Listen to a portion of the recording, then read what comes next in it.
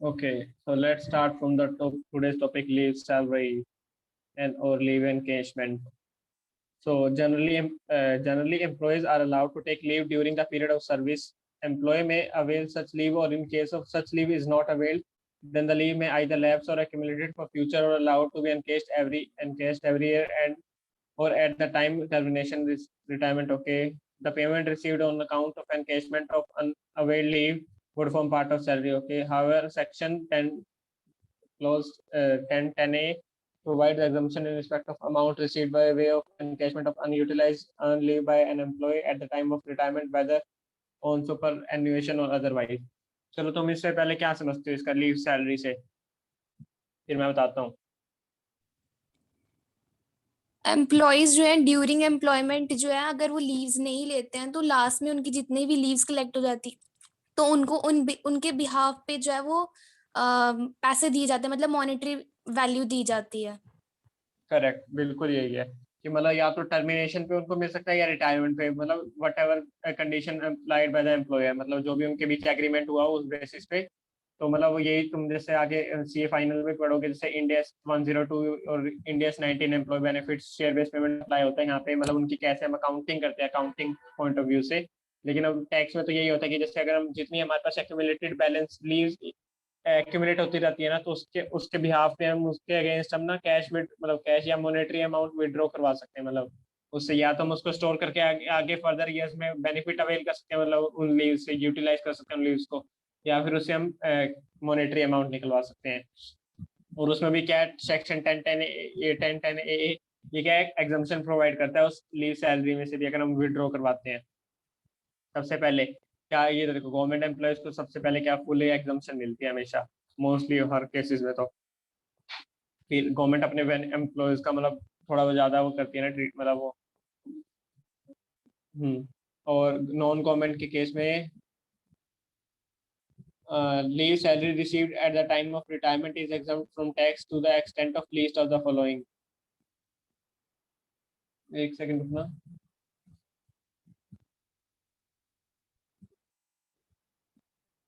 वैसे ही एक ना ये थोड़ी सी ध्यान रखना, या फिर एक बार ना अपने ये क्लैरिफाई कर लेना, जैसे मैंने भी इतना प्रॉपर तरीके से पहले मॉड्यूल ही पढ़ा था। चलो लिख ही रखा, ओके ओके सॉरी, ये रहा नीचे नोट में, ओके हम वहाँ कवर कर लेंगे। Leave salary receive at the time of retirement is exempt from tax. एक तो यहाँ ध्यान रखना क्या लिख रखा है, leave at the time of retirement exempt, ना कि सैलरी की। मतलब अगर हम सर्विसेज के मतलब वो अगर हम सर्विस अभी रेंडर कर रहे हैं उस अगर हम उसके बीच में ड्यूरिंग द सर्विस रेंडर के बीच में हम कोई अमाउंट विड्रॉ करवाते हैं सैलरी मतलब उसके अगेंस्ट लीव्स के, तो वो टैक्सेबल होती है 100%। जो नीचे वही मैं चेक कर रहा था वर्किंग नोट में कि मेंशन है कि नहीं है, कि अगर हम पी रहे हैं तो वो क्या है फुली टैक्सेबल है। और फुली टैक्सेबल भी क्या बोथ के, गवर्नमेंट और नॉन गवर्नमेंट, ये ध्यान रखना है यहाँ पे। अगर सर्विसेज के ड्यूरिंग द पीरियड है तो वहां पे तुम्हें एग्जाम फुल्ली टैक्सेबल है, ये हमेशा ध्यान रखना। फिर leave salary at the time of retirement is exempt from tax to the extent of least. कितना लीस्ट क्या होगा, लीस्ट एग्जाम्प्ट होगा, ये वापस ध्यान रखना है यहाँ पे। वही ग्रेचुइटी वाला मत देना कि बचा हुआ टैक्स कर दिया, वो एग्जाम्प्ट होगा उतना। और उसमें से भी कितना least, 3 lakh leave salary actually received और 10 month salary. Leave salary actually received ये तो हमें दोनों से पता ही है, 3 लाख की लिमिट याद रहेगी तुम्हें, और रिसीव्ड तुम्हें गिवन ही होगा इतना तो। अब बात और लास्ट में क्या आएगा, कैश 10 मंथ सैलरी, अभी हम कंप्यूट करेंगे इसको 10 मंथ सैलरी को। और cash equivalent of leave based on last 10 month salary preceding the date of retirement to the credit of the employee at the time of retirement. Earned leave entitlement cannot exceed 30 days for every year or of actual service rendered for the employer whose services has been retired. अब तुम इससे क्या meaning निकालते हो last वाले point से? 10 month salary का तो हम एक बार देख लेंगे कल, जैसे सेम मीनिंग होगा जो हमने किया था, बाकी फिर भी हम इसको और क्लैरिफाई करेंगे। पहले तुम चलो ये बताओ इसके तुम क्या मीनिंग निकालते हो इस पॉइंट से, फिर मैं एक्सप्लेन करता हूँ इसको अपना।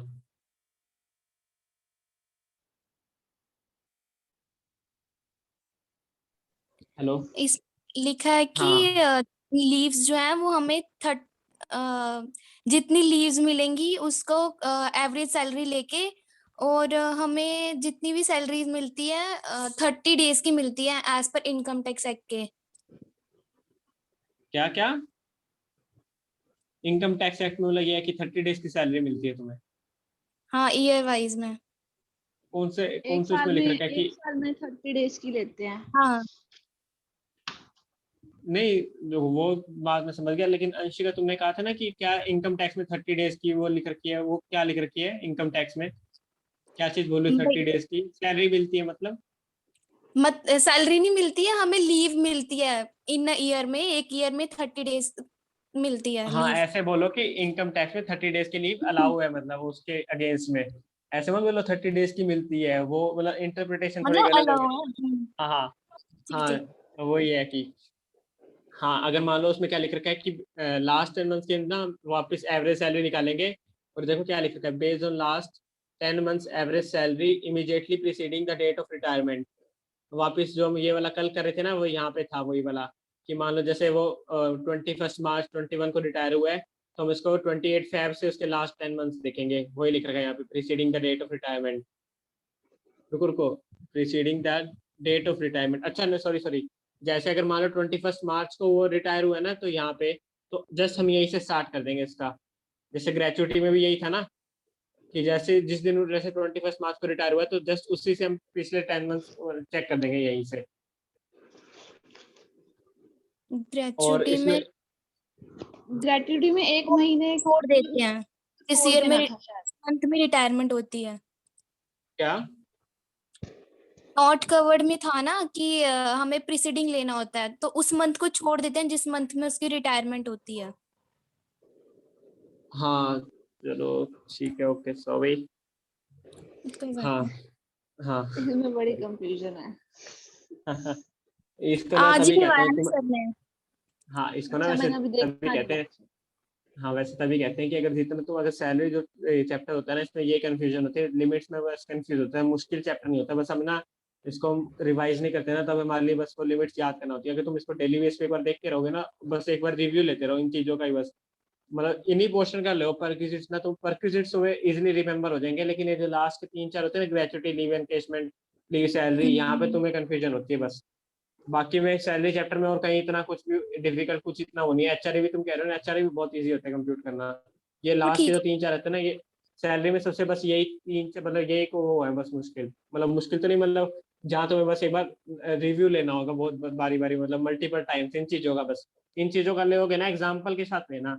वरना आप देखो, जैसे मैं खुद ही कंफ्यूज हो गया इस चीज में, देखो लास्ट 10 मंथ्स की सैलरी उसमें, तो ये चीज हो जाती है कि मतलब वो नहीं होती कि मतलब सैलरी चैप्टर बस इन्हीं 4-5 चीजें होती है ना, इस यही सैलरी चैप्टर को थोड़ा वो बना देती है। फिर तभी सारे बोलते हैं कि सैलरी चैप्टर वो है, सैलरी चैप्टर नहीं है। लास्ट के जो 3-4 पॉइंट है ना, ये वाले लीव सैलरी, ये वाले, ये थोड़े वो अजीब होते हैं, ग्रेचुटी, बोनस वाले, अगर याद कर मतलब एक बार तुमने नजर मारते रहे ना डेली बेसिस पे, मतलब थोड़े जैसे वीकेंड्स पे नजर मार ली एक बार, मैंने जैसे संडे को आया बस 5 मिनट नजर मार ली बस इन पे, तो लिमिट तुम्हारा बहुत अच्छी तरीके से क्लियर आएगा तुम्हारे लास्ट टाइम तक ये चीज। तो चलो इसमें वापस देखते हैं क्या है, based on last 10 months average salary immediately preceding the date of retirement. इसमें क्या हमें जैसे हम रिटायर होंगे उससे प्रीसीडिंग 10 मंथ्स देखने हैं, और इसमें क्या लिख रहे हैं, on the basis of average salary of last 10 months. अब लास्ट 10 मंथ्स कौन से होंगे, जैसे हम जिस मंथ में रिटायर करेंगे उससे जस्ट मतलब प्रीवियस 10 मंथ्स होंगे, उस ईयर वाले को नहीं काउंट करेंगे हम। यही है ना इसमें, या फिर तुमने मतलब कुछ और है इसका, एवरेज नहीं नहीं, सैलरी ऑफ ये है लास्ट? बस ये कि जिस मंथ में रिटायर होगा ना उस मंथ के डेज लेंगे हम, ये वाले बाकी वही 10 मंथ्स लेने हैं। थर्ड और फोर्थ में, दोनों में? नहीं फोर्थ में। मैं थर्ड की बात कर रहा हूँ, फोर्थ में तो होगा कि जैसे जिस डेट पे हम रिटायर हम्म होंगे ना, उससे जस्ट उसी डेट से मतलब उससे प्रीसीडिंग डेट से हम स्टार्ट कर देंगे 10 मंथ्स की हम्म सैलरी काउंट करना। लेकिन जो हम्म थर्ड पॉइंट है उसमें तो यही है ना, कि जैसे मान लो हम 21 मार्च 21 को रिटायर हुए हैं, तो हम उसकी सैलरी जो लास्ट 10 मंथ्स के लेंगे, हम फेब 21 से मई 21 तक के लेंगे, मई 20 तक के लेंगे मतलब। भैया शायद दोनों में सेम ही लेंगे। ये ना भी सेम होगा शायद दोनों में। फिफ्थ पॉइंट लिखा हुआ है इधर नीचे, अभी मैंने पढ़ा बुक में। Fifth point? उनकी एवरेज सैलरी निकलेगी ना उस दोनों की, तो सेम वे से ही निकलेगी। चलो एक बार ना पहले एक बार इन नोट्स को भी एक बार पूरा रीड कर लेते हैं, फिर आगे चलते हैं एक बार।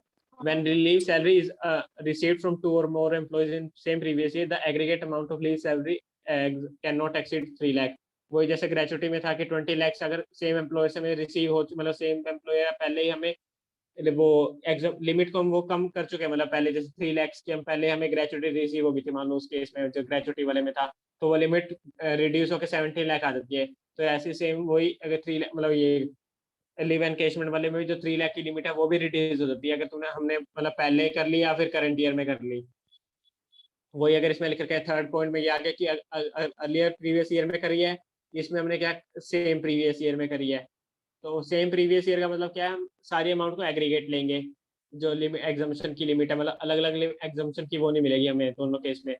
और एक नीचे थर्ड पॉइंट में लिख रखा है कि अर्लियर प्रीवियस ईयर में हमने अगर कोई लिमिट एग्जॉस्ट कर ली है, मतलब हमने मतलब सैलरी मतलब पहले ही हमने कुछ ले ली थी, मतलब रिटायर मतलब कुछ और था, कहीं हम किसी और एम्प्लॉयर में रिटायर हो गए थे कहीं और में, तो वहां से हमने लिमिट ले ली होगी थोड़ी बहुत वहां से, अगर मान लो 1 लाख की, तो बाकी 2 लाख बची होगी करंट एम्प्लॉयर के केस में अगर हम कर रहे हैं तो। और salary for this purpose means basic salary, DA in terms of employment वाला, और on for retirement basis benefits and commission which is express fix percentage of turnover, ये तो हमें पता है इन चीजों में। और अब देखते हैं ये वाला तुम क्या थे। Average salary will be determined on the basis of salary drawn during the period of 10 months immediately preceding the date of retirement, whether on superannuation or otherwise. Average salary drawn during the period of 10 months immediately preceding the date of his retirement, whether okay okay ठीक है चलो।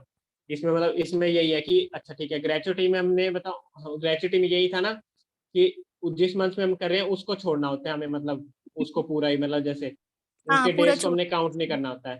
और लेकिन जो leave encashment है ना, जैसे 21 मार्च को हमने रिटायर किया, तो हम ट्वेंटी हम्म वन डेज भी काउंट करेंगे उसके सैलरी में लास्ट के। हम्म।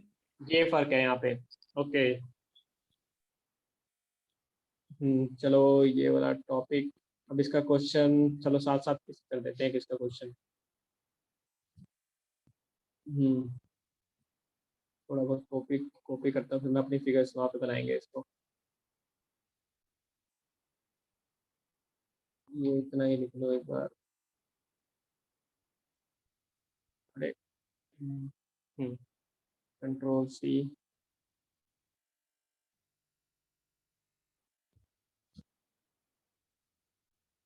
क्वेश्चन नंबर 6,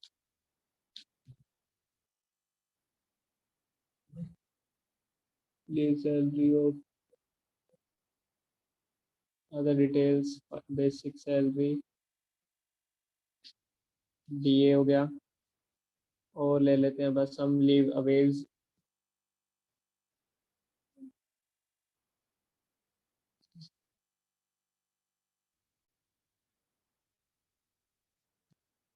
ये ले लिया। ओके चलो ये क्वेश्चन हो गया। अब इसकी थोड़ी सी फिगर्स हम चेंज करते हैं, let me change the figures.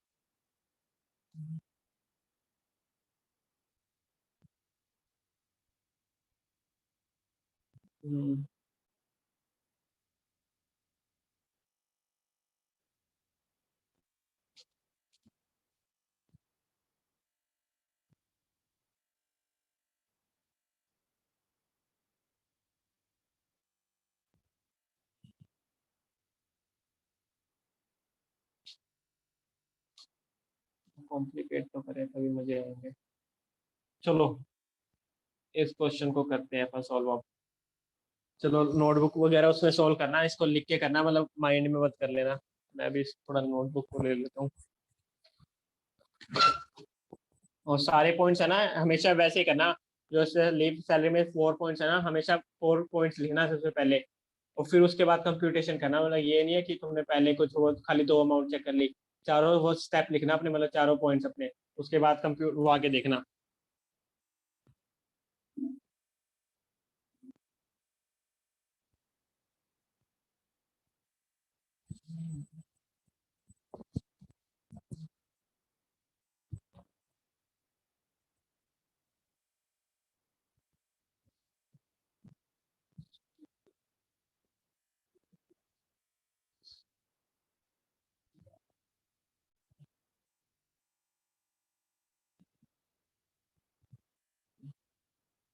तो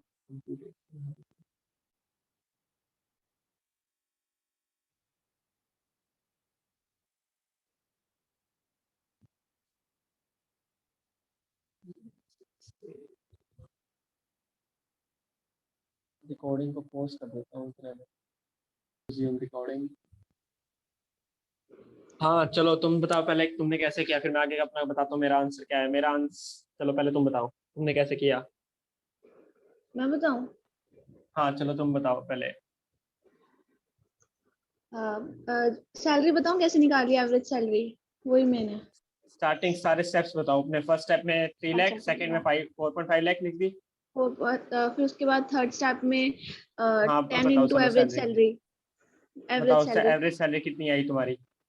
एवरेज सैलरी 9300। कैसे। देखो, अक्टूबर से लेके मार्च तक का लेंगे, 10 मंथ्स। कितना। मार्च से लेके अक्टूबर। अक्टूबर तक। मार्च से लेके मार्च। अक्टूबर तक। मार्च से लेके अक्टूबर तक। क्यों। नहीं सॉरी, जनवरी से लेके अक्टूबर तक, सॉरी सॉरी। जनवरी चलो ठीक है, हाँ जनवरी से लेके ठीक है। अक्टूबर से जून तक 8,000 लेंगे सैलरी, और उससे पहले कहाँ से अप्रैल कहाँ से अक्टूबर से लेके। जून तक, क्योंकि इसमें अक्टूबर से सैलरी लेके। जून से बढ़ाई है ना। अक्टूबर से ठीक है, जून से लेके अक्टूबर तक। हाँ, और हाँ जनवरी से लेके मई तक 7,000 लेंगे, और जो करेक्ट ठीक डियरनेस है। अलाउंस है वो तो सेम ही अरे रहेगा, 1,800। अरे क्या 7,000 कैसे ले लिया। क्यों? 8,000 पर मंथ, 1,000 रुपये बढ़ी है ना, तो उसका मतलब पहले कम थी, 7,000 थी। इसका मतलब ये निकलता है क्या। मतलब ये ये होता है ना इंक्लूडेड कि माना जो तुमने। सैलरी, नहीं, ये ये होता है ना जो इंक्लूडेड सैलरी माना है आपने तुमने। बेसिक, हाँ, कि हाँ बेसिक सैलरी जो आपने दी है वो एट द टाइम ऑफ जब वो रिटायर हुआ उस टाइम की दिया है। क्या क्या। जो अच्छा आपने तुम। बेसिक सैलरी दी है वो आपने जब वो रिटायर हुआ है तब की सैलरी दी है। ओके। हाँ ठीक है। फिर उस हिसाब से करा था। हाँ हाँ तो फिर जनवरी से लेके मई तक की सैलरी 7,000 ली, और जो ठीक है। डियरनेस अलाउंस था वो तो सेम ही लिया, 1,800।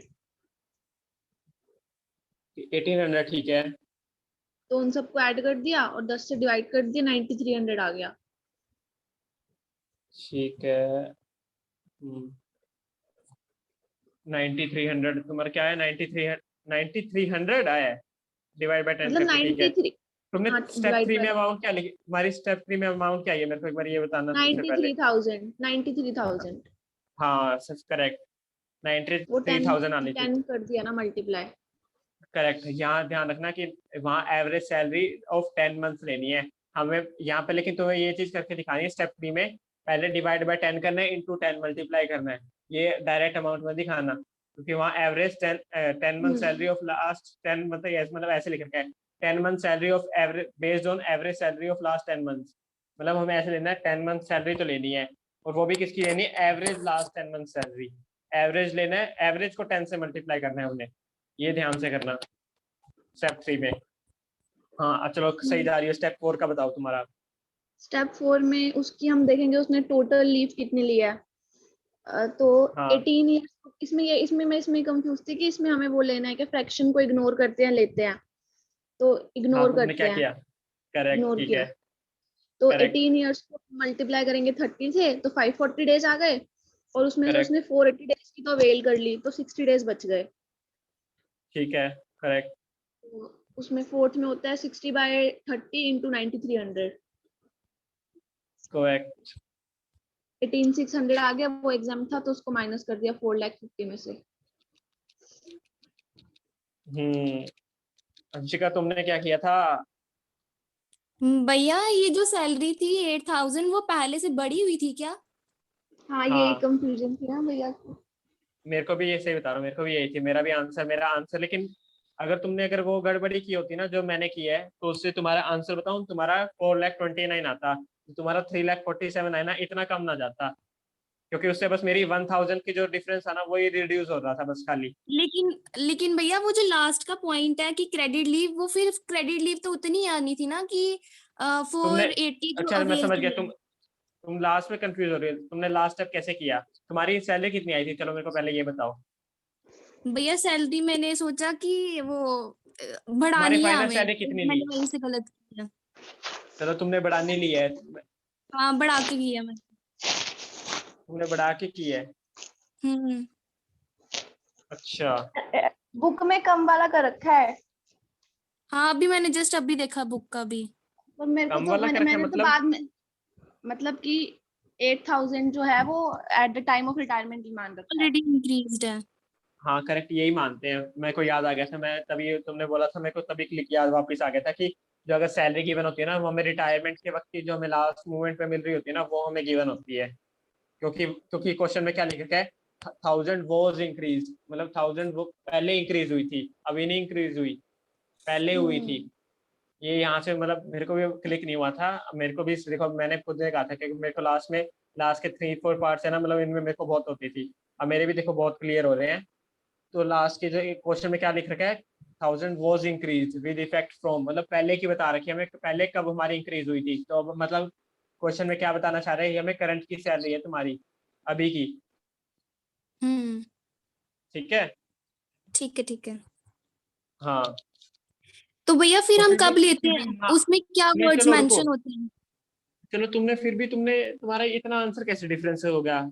चलो तुम्हारा 2-3 मतलब 2-3 हजार के आसपास कम होता, चलो वो मैं मान सकता था। अगर तुमने ये वाली गड़बड़ी की है कि तुमने साथ में 1000, भैया, क्योंकि अगर तुमने लेनी भी होती तो वो थर्ड वाला पॉइंट आता ना, लेस वाला, लीस्ट लेना था तब, उस वजह से ही गलत है। नहीं नहीं नहीं, नो, उससे नहीं आता मेरा। तो चलो तुम बताओ। राधिका का चलो पूरा क्लियर हो गया, राधिका को फुल कंसेप्ट अच्छी तरीके से क्लियर है।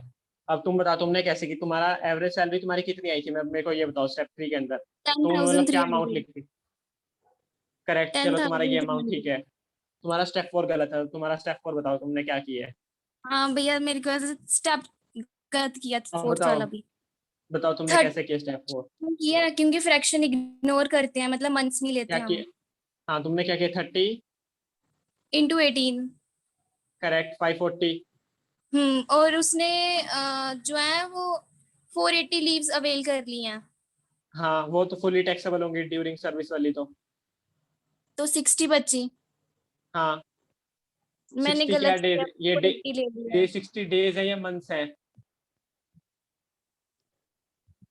60 तो मैंने डिवाइड तो किया है, बट लेकिन मुझे लगा मैंने वो 480 ले लिया। हाँ फिर भी वही तुमने गलत। 4, हाँ ठीक है तुमने 480 ले लिया ऊपर। हम्म। Correct correct. हाँ चलो अब इसमें ना देखो, तुम इसी एग्जांपल को ना नीचे इसको ड्रॉ कर लेना, तुम इसको ना शॉर्ट में लिखना है ऐसे ही। इसका मेरे को नीचे फाइनल एक बार आंसर लिख दूं जो बाद में रिकॉर्डेड देखेंगे। अरे कंट्रोल जेड, सॉल्यूशन, अरे सॉल्यूशन इज, सीधा लिख दूं क्या? 2600, अरे 20 नहीं, 18600 is exempt and taxable is 431,400। ठीक है चलो अब, हाँ अब तुमने इसको नीचे एग्जांपल में ऐसे लिखना कि कोई पर्सन है, मतलब टाइमलाइन पे इसको ड्रॉ करना, मतलब वो उसने कितने साल रेंडर किए सर्विसेज। चलो मैं वहाँ पे इसको मैं इसको ना टाइमलाइन पे ड्रॉ करना। मैं यहाँ पे टाइम लाइन नहीं बना सकता इसको ना, जैसे तुम को एनोटेट करूँ,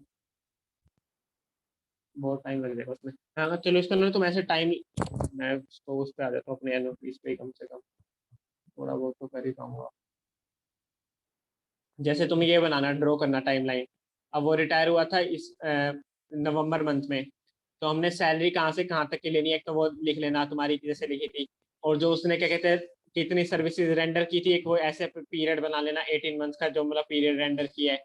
और यहाँ पे ऊपर लिखना fraction fraction to be ignored, question के अंदर लिखना। तुम ऐसे ऐसे लिखोगे ना तुम्हें याद रहेगा कि जैसे तुम ऐसे लिखना 18 ईयर्स एंड 10 मंथ्स, और 10 जो 10 मंथ्स लिखोगे ना उसको सर्कल करके लिखना, this fraction has to be ignored.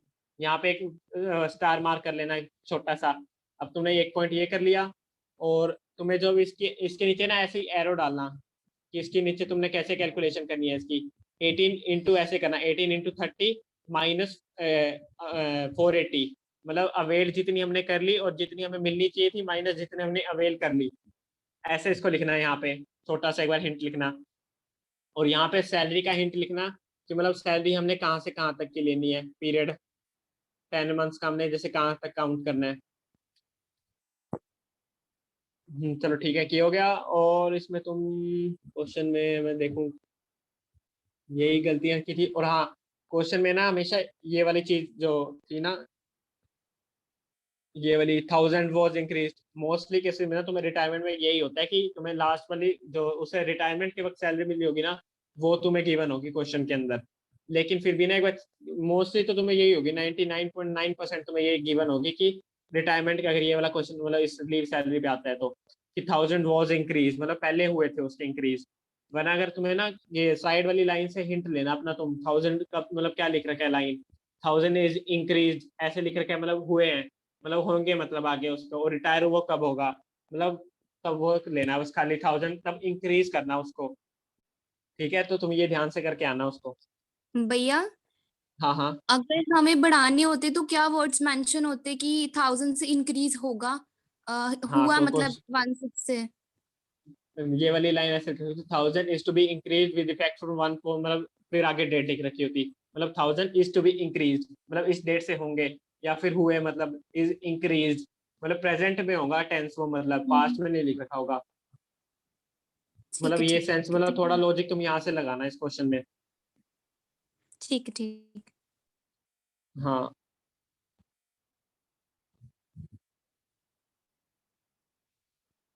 चलो, इसी क्वेश्चन में, चलो ये वाला हो गया क्वेश्चन। ये गवर्नमेंट एम्प्लॉय नहीं था, केस 2 यही है। Now he is government employ, will your answer change now? Yes, क्या चेंज होगा, बताना आंसर। क्योंकि नहीं अगर तो गवर्नमेंट एम्प्लॉय है तो एग्जाम हो जाएगा सारा कुछ। सारा एग्जाम हो जाएगा। चलो ठीक है, अंशिका, राधिका तुम्हारा आंसर चेंज होता कि नहीं होता, पहले ये बताओ। होता है भैया, गवर्नमेंट वाले को हर जगह छूट मिली हुई है। गवर्नमेंट वाले को तो टैक्सेबल कुछ होता कि नहीं होता? कुछ नहीं होता। कुछ नहीं होता।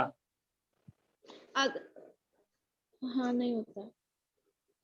दोनों के दोनों गलत हो।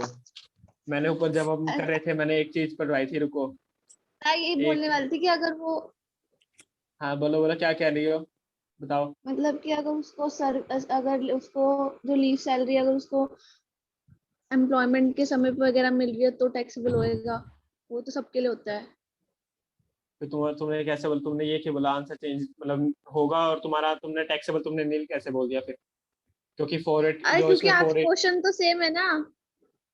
हाँ क्यों 480 डेज हैं, तो उसकी एग्जाम्पशन क्या, तुम मतलब टैक्सेबल कुछ नहीं करोगे? जो उसने क्या 480 डेज मतलब उसने सर्विसेज रेंडर के मतलब ड्यूरिंग में उसने 480 डेज अवेल किए हैं, हम्म। तो मतलब उस केस में मतलब तुम क्या करोगे इस केस में? कुछ नहीं करेंगे इस केस में शायद। तुम क्या करोगे? कुछ चेंज नहीं होएगा इस केस में। होना तो नहीं चाहिए, मतलब उसको अगर ये होता ना कि अगर उसको कोई लीव सैलरी उसके एम्प्लॉयमेंट के पीरियड में मिली होती तो होता, पर अब तो इसको सारी रिटायरमेंट के बाद मिल रही है, मतलब रिटायरमेंट के टाइम पे मिल रही है। करेक्ट, मैं बस यही कर रहा था कि तुम्हारा कॉन्फिडेंस यहाँ पे कितना है। अगर तुम्हारा कॉन्फिडेंस तुम्हारे प्रोविजन यहाँ पे होते हैं ना, तुम यहाँ पे कंफ्यूज होने लग जाते हैं। करेक्ट, यहाँ पे रिटायरमेंट के उसको सारी सैलरी जो उसको मिल रही है, मतलब कैश अमाउंट मिल रही है, वो at the time of retirement मिल रही है। तो at the time of retirement के केस में हमने वो चेक, मतलब दोनों के मतलब गवर्नमेंट के केस में तो सारा का सारा एग्जाम हो जाता है ना। तो अगर मुझे ड्यूरिंग जब मिल रही होती है ना, मतलब 480 डेज मतलब कुछ लिख रखा होता है, तो वहाँ थोड़ा अपना दिमाग मतलब वो रखना है यहाँ पे कि अगर उसे ड्यूरिंग का उसे सर्विसेज में कोई अमाउंट मिल रहा है, गवर्नमेंट एम्प्लॉय है, तो वो फुल मतलब वो फुली टैक्सेबल होगा वो, दोनों के लिए मतलब वो भी। तो यहाँ पे ना अपने यहाँ पे तुम लिखोगे ना, तो गवर्नमेंट के केस में ये वाला स्टार मार्क मतलब थोड़ा स्टार वो लिखना कि गवर्नमेंट एम्प्लॉय के केस में मतलब in the case of government employee, if he is receiving the amount during the period of his service, then whole amount is taxable. Government employ में थोड़ा ध्यान रखना, मतलब दोनों होता तो दोनों में टैक्सेबल है, मतलब बहुत केसेस में, लेकिन गवर्नमेंट एम्प्लॉय को मतलब थोड़ा सा दिखना कि गवर्नमेंट एम्प्लॉय के केस में टैक्सेबल होगा यहाँ पे, क्वेश्चन तुम्हें वहां पे रखना है। क्योंकि नॉर्मल अदर देन गवर्नमेंट के केस में तो वो फुली टैक्सेबल होएगा ही, चाहे वो कभी हो पहले हो चाहे बाद में हो। बस उससे में थोड़ी एग्जाम्पशन इसको मिल जाएगी अगर वो नॉन गवर्नमेंट है तो नीचे आफ्टर द रिटायरमेंट वाली में, और उसमें फुली एग्जाम्प्ट हो जाएगा। चलो एक ये वाला मेन इंपॉर्टेंट था, मेरा भी क्लियर होगा तुम्हारा भी है। चलो इस सेशन को तो एक एंड करते हैं यहाँ पे।